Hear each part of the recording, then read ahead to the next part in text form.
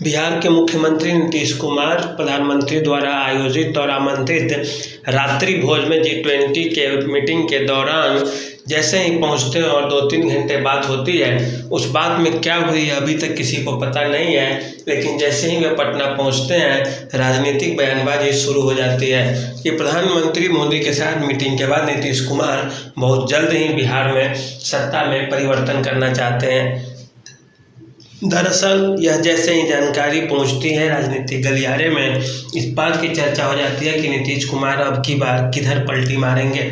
लेकिन नीतीश कुमार अभी असमंजस की स्थिति में है और वे कुछ कहना नहीं चाहते हैं, क्योंकि नीतीश कुमार यह जानते हैं कि तेजस्वी यादव और लालू यादव के ऊपर फिर से चार्जशीट फाइल होगा, फिर से उनका एक केस खुला है और भ्रष्टाचार के आरोप ऐसे आरोप होते हैं कि उसके साथ रहना एक बहुत ही मुश्किल काम हो जाता है किसी भी साफ छवि के राजनेताओं के लिए।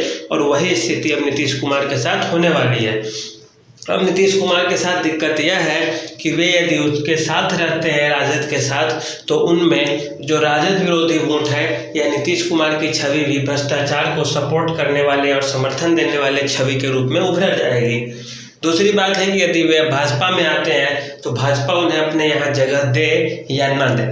एक इसी की सबसे समय से पहले चुनाव होने की सुगबुगाहट इसी कारण से तेज हो गई। दरअसल बिहार में अभी तक केवल 3 दल ही हैं जिसके पास विधायक है। पहला है राजद, उसके बाद है भाजपा और तीसरा नंबर है जनता दल यूनाइटेड का, जो नीतीश कुमार की पार्टी है। अभी अगर नीतीश कुमार राजद से समर्थन लेते हैं तो सरकार गिर जाएगी। सरकार अगर बचानी होगी तो भाजपा से समर्थन लेना होगा। अब ये भाजपा के ऊपर निर्भर करता है कि समर्थन दे या ना दे। राजद के पास मजबूरी है कि अगर सरकार बनाना है तो उसे समर्थन चाहिए भाजपा का। भाजपा राजद को समर्थन किसी हाल में देगी नहीं। अगर देती है तो जो भाजपा के वोट बैंक है वो पूरा नीतीश कुमार के खाते में चली जाएंगे और नीतीश कुमार अकेले चुनाव लड़ लेंगे।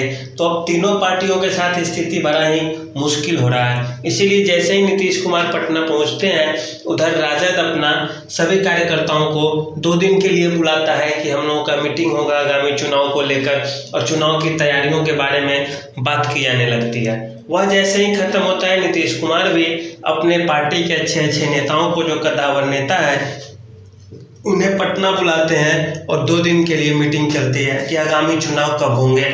उन्होंने इससे पहले एक वीडियो में बोला भी था कि अपने यहाँ हो सकता है समय से पूर्व ही चुनाव हो।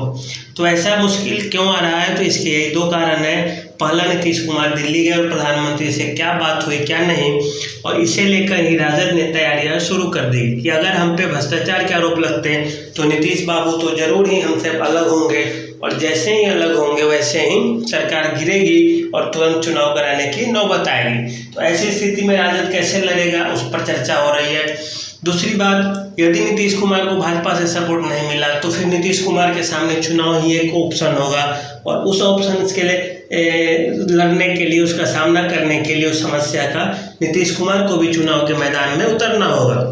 अब दिक्कत यहाँ पे ये है कि अगर तीनों पार्टियाँ फिर अलग अलग चुनाव लड़ेंगी तो ऐसे में जो क्षेत्रीय पार्टी है वो नुकसान में चली जाएगी और फायदा हो जाएगा भाजपा और जदयू को। जदयू की तो क्षेत्रीय पार्टी ही है, लेकिन उससे क्या होगा वो तो बात की चीज़ है। इधर भाजपा अपनी कमर कस रही है, जो इसके समर्थक है, सहयोगी दल है, जैसे जीतन राम मांझी, उपेंद्र कुशवाहा और चिराग पासवान, इन तीनों को लेकर भाजपा भी मजबूत स्थिति में है बिहार में, और वह चाहेगी हर हाल में चुनाव हो और अभी के जो वर्तमान सरकार है वो गिर जाए।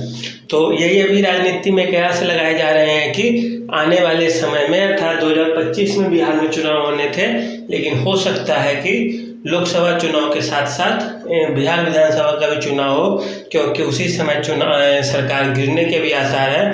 सरकार यदि गिरने वाली होगी तो इधर ही 1 से 1.5 महीने के अंदर में सारा चीज़ क्लियर हो जाएगा, कैसे गिरेगी, क्या होगा आगे की स्थिति। तो इसके लिए आप लोग हमारे साथ बने रहिए। ये जो 2 मेन कारण थे वो हम आपको बता दिए, जिसके कारण कि राजद भी सरकार चुनाव कराने के लिए उसकी तैयारी को लेकर अपने पार्टियों को, कार्यकर्ताओं को आदेश दे दी है, और जदयू भी इस पर मंथन कर रही है। तो आज के लिए इतना ही, धन्यवाद।